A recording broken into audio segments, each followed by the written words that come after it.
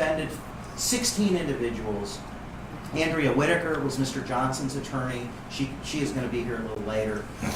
We had a group of lawyers who stood up and defended people who were wrongfully prosecuted in the most asinine way by city officials who just simply couldn't concede that they had done something wrong. And we had lawyers step up for the rule of law in a way that city officials wouldn't do.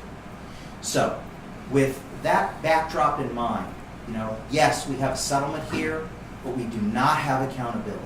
And we will probably never have accountability given the way that these officials are conducting themselves. On that backdrop, like Mr. Johnson, please step forward and share his thoughts about this resolution and his message. Thank you. So I was a defendant in 1989 in the U.S. Supreme Court case Texas versus Johnson, where I fought to establish that burning the American flag in protest was constitutionally protected speech. We're here to announce a settlement of my lawsuit against the city of Cleveland and the Cleveland Police Division, holding them accountable for what happened here during the Republican National Convention in 2016.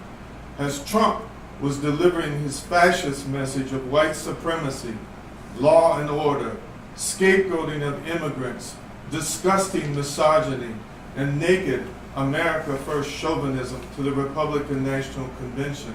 Outside, up against all of this, the Revolution Club linked arms, and I stood in the middle of the circle and lit the red, white, and blue rag of imperialism on fire.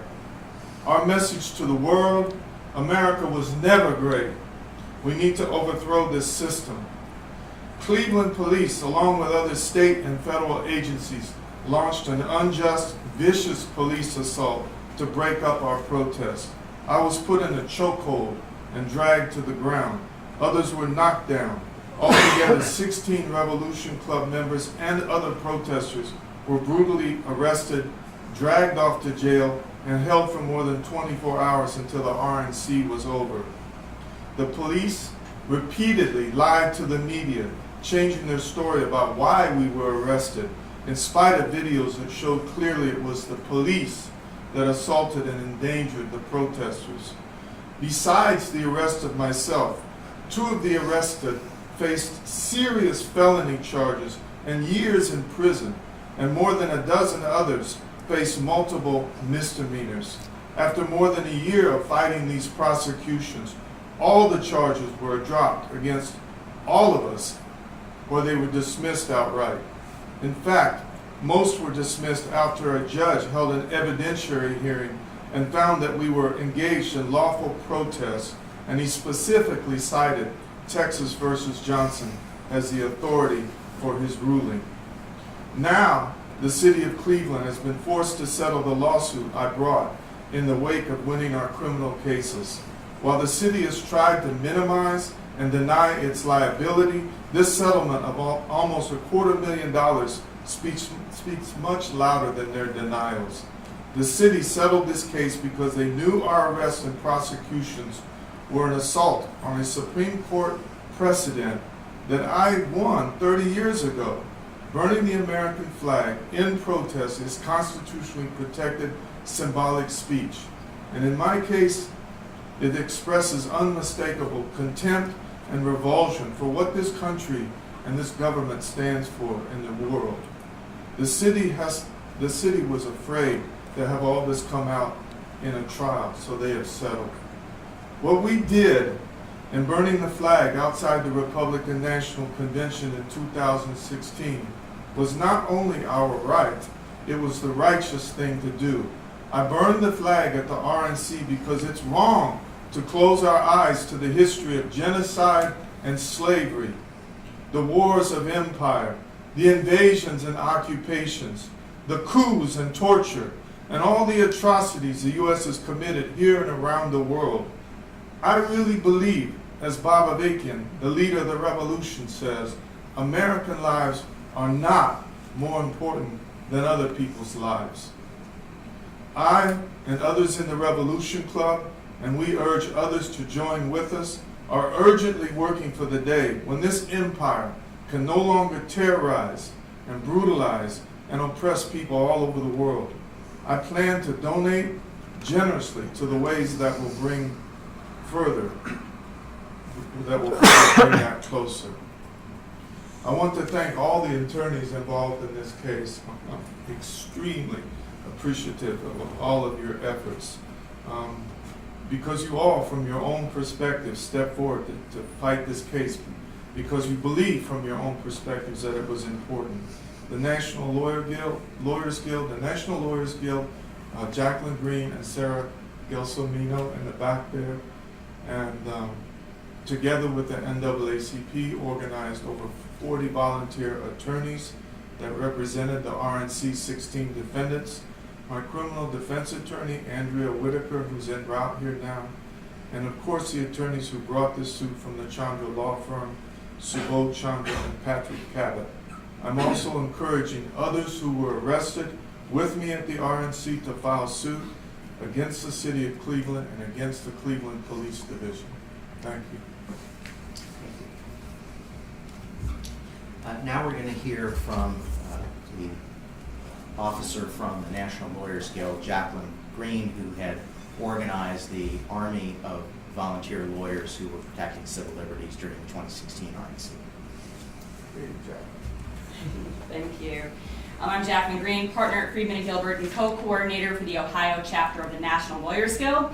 The Ohio NLG has long been committed to protecting free speech and movement work through our Legal Observer program and through defending activists and movement workers who are slapped with fabricated charges and illegal arrests in retaliation for their political work, and in particular for speech activity. We've successfully defended many protesters, forcing prosecutors to drop bogus charges resulting from unconstitutional policing. In preparation for the 2016 RNC in Cleveland, the Ohio NLG organized hundreds of volunteers, people from around Cleveland, around Ohio, across the country, to come in and act as legal observers who serve as witnesses and document police misconduct. In addition, these volunteers were out in the streets every day in the heat in the midst of the throngs of police who were donning riot gear and deterring speech expression. The NLG legal observers were present on the day when Joey Johnson was arrested, and Cleveland police, in the presence of and under the direction of Calvin Williams, the chief of police, violently intervened as these 16 people attempted to engage in protected free speech activity by burning the flag. And they arrested Joey, they arrested these 15 other people with him. This group of folks became known as the RNC 16. They were held unjustifiably in jail for 30 hours, and then bogus charges were filed against them. As you heard from Joey, 14 people were charged with misdemeanors and 2 people were charged with felonies facing up to years in prison for bogus charges for assault on a police officer included in that list.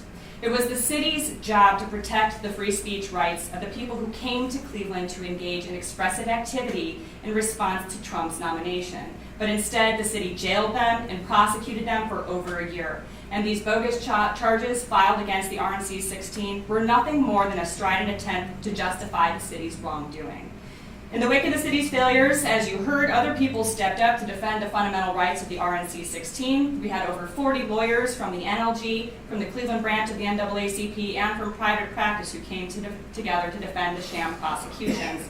And they worked hard for over a year. First, we saw Joey's charges dismissed along with the charges of one other protester.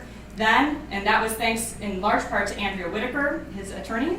Then, thanks to our felony defense teams, on September 13, 2017, the Cuyahoga County Prosecutor's Office dismissed all the felony charges against those 2 protesters. And then finally, in October 2017, as you heard, after a lengthy and hard-fought evidentiary hearing, the misdemeanor charges against the remaining 14 protesters were dismissed, and attorneys Michael Murray and Steve Shaffron led the charge in that regard. The RNC 16 stood strong, they stood up for their rights, and they fought their charges for over a year. Their dedication came with personal sacrifices and required a lot of hard work. And as we stand here today, it's clear that the charges against the RNC 16, including Joey Johnson, were politically motivated.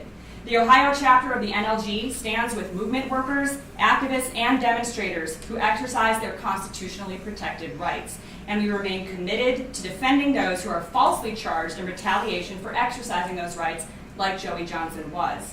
Cracking down on people who express dissent is an egregious attack on democracy that cannot be tolerated. This settlement in Joey Johnson's case represents a clear acknowledgement that the arrests, jailing, and prosecution of the RNC 16 were illegal. And the Ohio NLG congratulates Joey Johnson and thanks him and his attorneys and all of the RNC 16 for their dedication and hard work in holding the City of Cleveland accountable. Thank you. Thank you. In conclusion, I'd like to simply note this. As I said at the beginning, we are at a time of rising authoritarianism in our country. It's unmistakable at this point. It is unmistakable that we have concentrated power in the executive. We have the executive ignoring the rule of law, obstruction of justice, all kinds of nonsense. There was even a report yesterday that Majority Leader Mitch McConnell is having his path to re-election in Kentucky paved by his wife, who's the Secretary of Transportation, approving projects to assist him in Kentucky and setting up a special office to do that. We live in a time not only of rising authoritarianism, but open corruption and emoluments. If there were ever a time then in which we need to have magnified voices of dissent, it is now. And if there were ever a time in which we are naturally going to see people like Cleveland police officers who are members of a union who endorsed the authoritarian now president, if we were ever in a time in which we were likely to see increased suppression, it is now. So that duality, the likelihood of increased free speech suppression as authoritarianism rises, combined with a desperate need for more dissent, means that the media are going to have to be vigilant, lawyers are going to have to be vigilant, the judiciary is going to have to be vigilant, because what we hold near and dear in terms of our fundamental values could quickly erode away, and we don't even live in a place that resembles where we thought we were living. So thank you everyone for coming, and we appreciate you coming, and we ask you, I guess this is the last point. The city spokespeople are going to say, well, don't worry about it. We had insurance that covered it. That should make you sick to your stomach. The thought that they're invoking insurance is enabling them to pay for violating fundamental constitutional rights should make all of us sick to our stomachs. So please don't repeat that statement without acknowledging just how hollow and pathetic an excuse that is, especially when no one has been held accountable for what happened here, as we can see from the video and still images. Thank you for coming.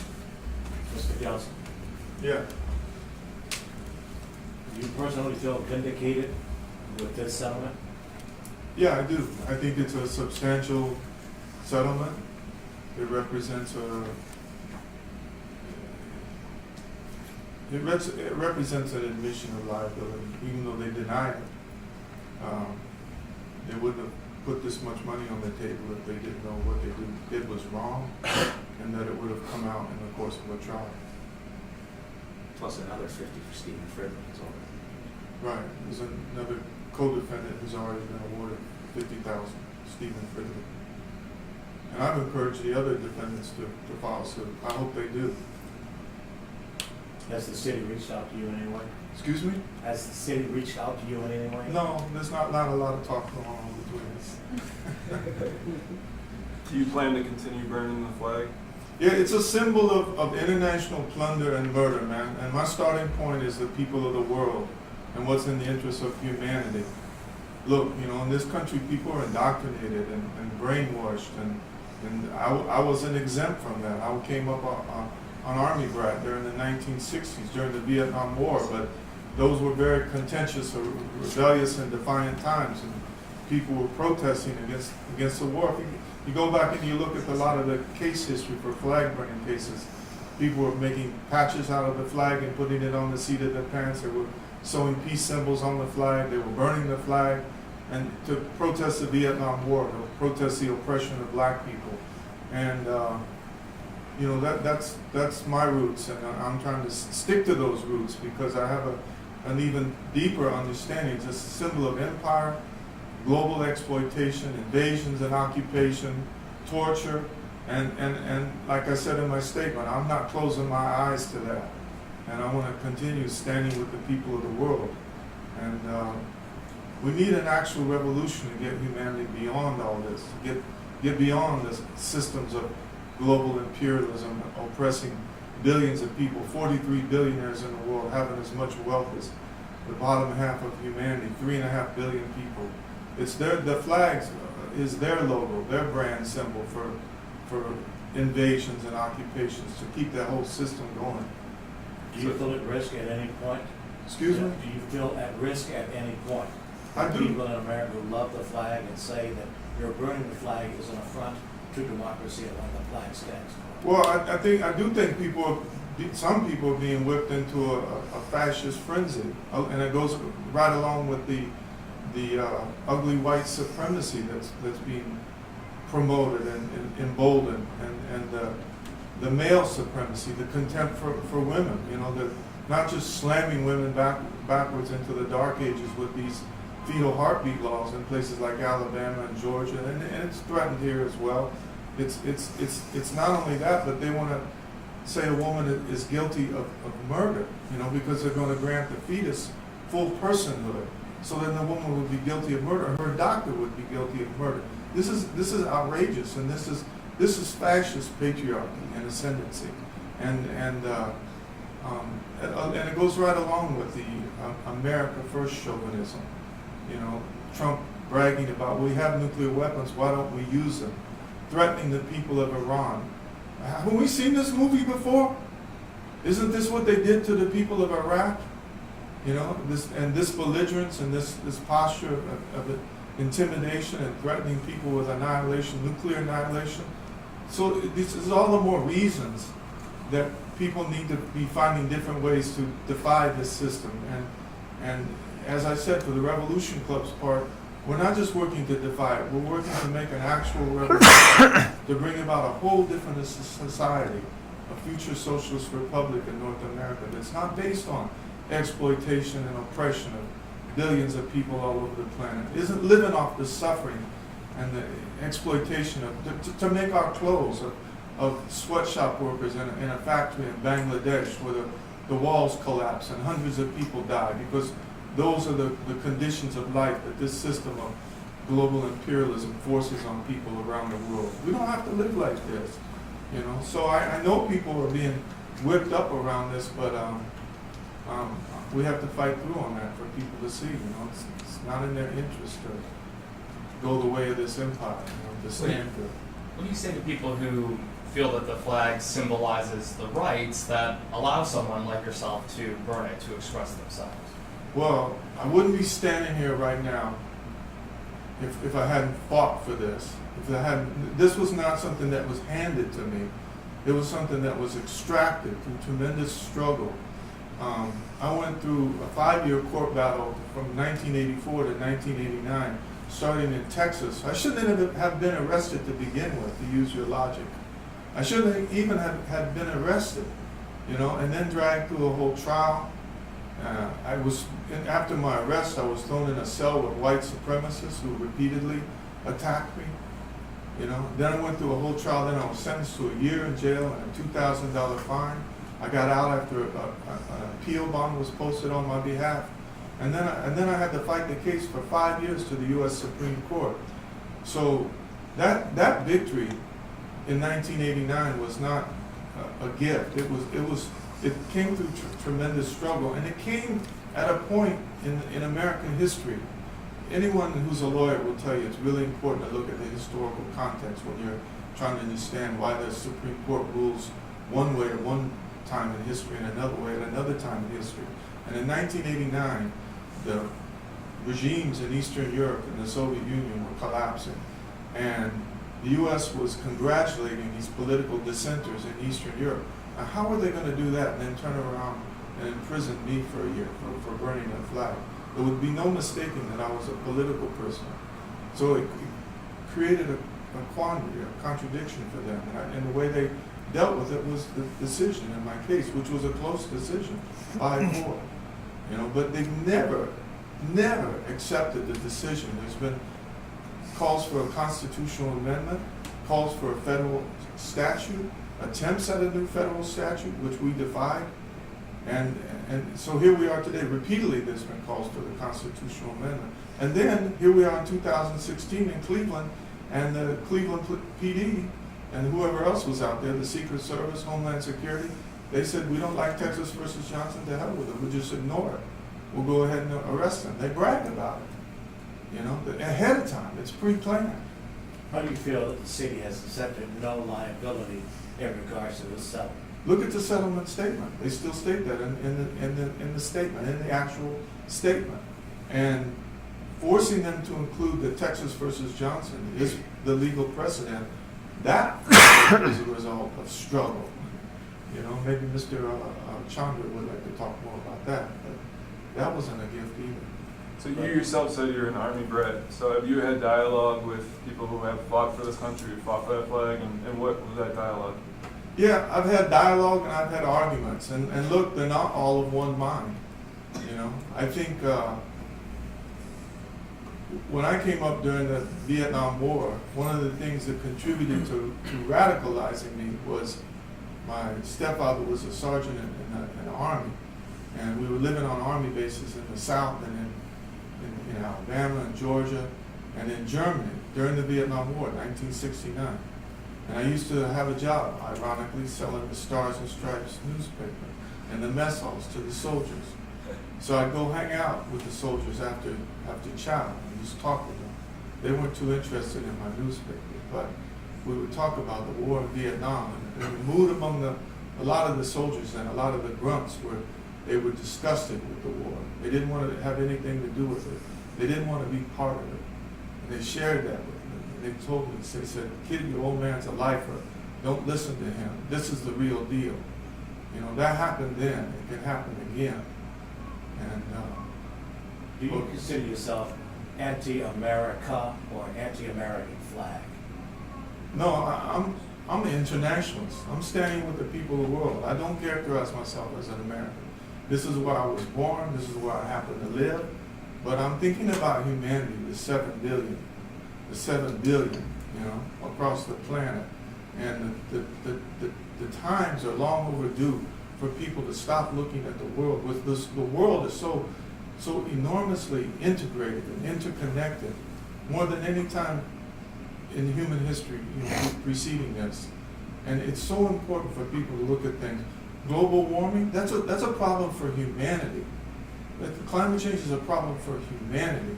The fact that anybody in this room right now could pull the tag on their shirt, it probably says something like Bangladesh or Haiti or El Salvador.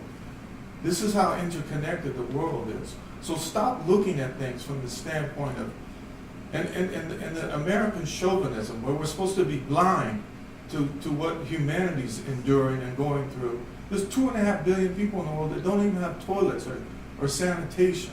And we're supposed to be blind to that because we have these comforts in this country. That's repulsive to me, you know? Thank you, sir. All right, well, if there are no further questions, we thank everyone for coming today, and we hope that you will ask questions of the city. You've got the still images, you have the video, so go ask them. Why has no one been held accountable for this? And I want to recognize Andrea Whitaker. Andrea, please come join us. Andrea dedicated her time, she volunteered and fought and scraped to get the criminal charges, which should have never been filed.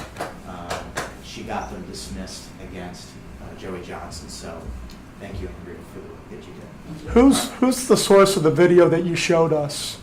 They, Brian, I think they're sort of all over the internet footage. Yeah, I that was think some of taken. them may have been from news footage. I think some of them are actually police officers who were out on the scene, assigned basically as videographers for the day.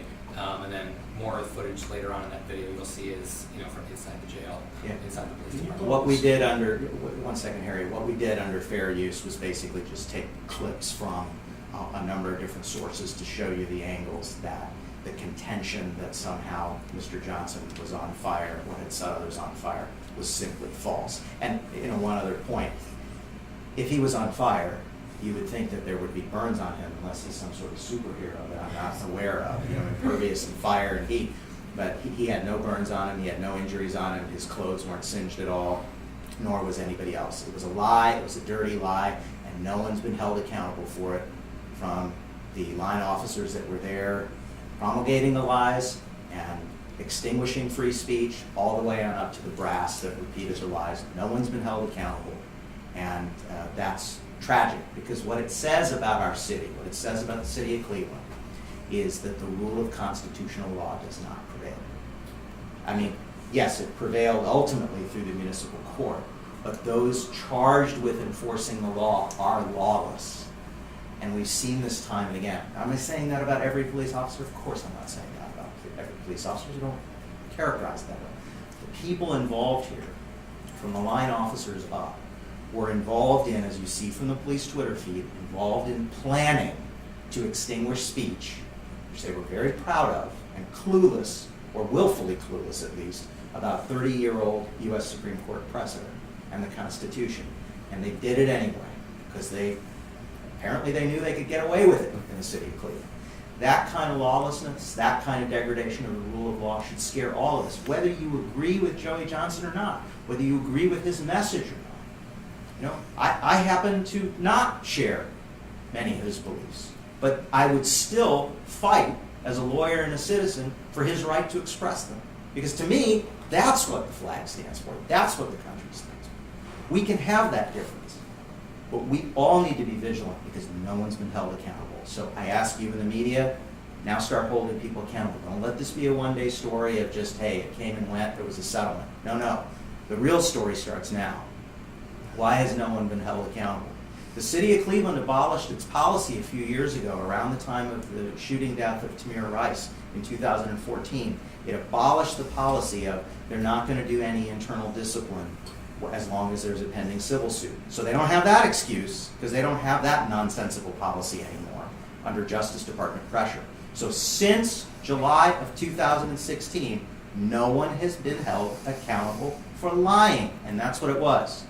So every single time one of those police officers that lied gets on the stand and testifies in a criminal case, you would think, go ask County Prosecutor O'Malley, go across the street, go ask him today.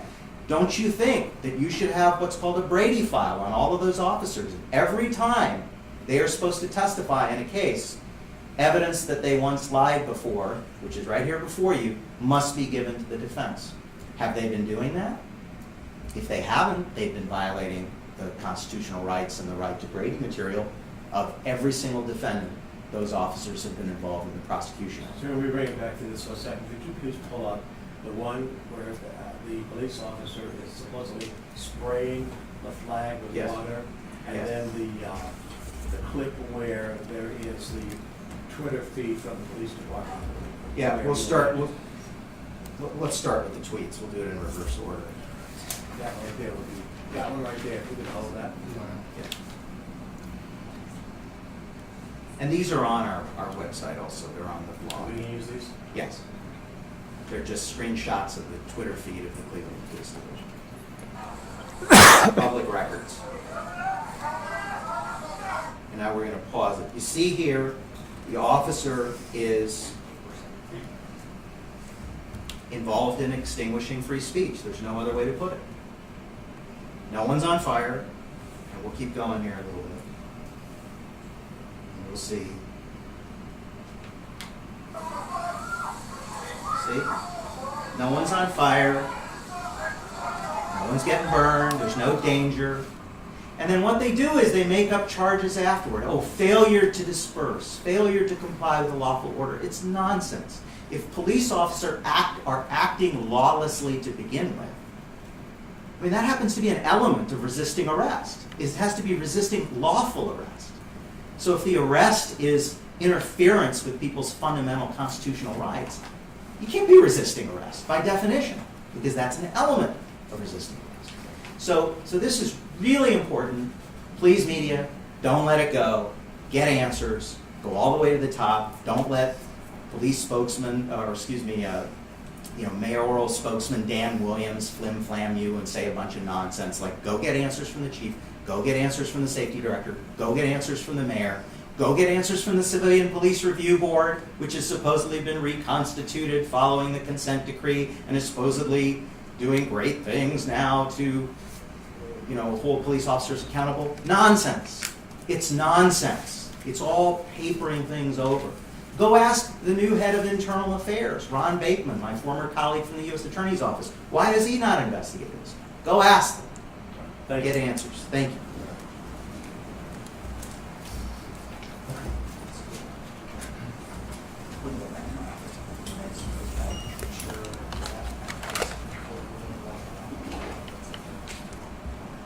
Is that before or after the U.S. Supreme Court? That's after the hearing in the Supreme Court in 1989. Before the decision, but after the oral argument? Yes, Okay. exactly.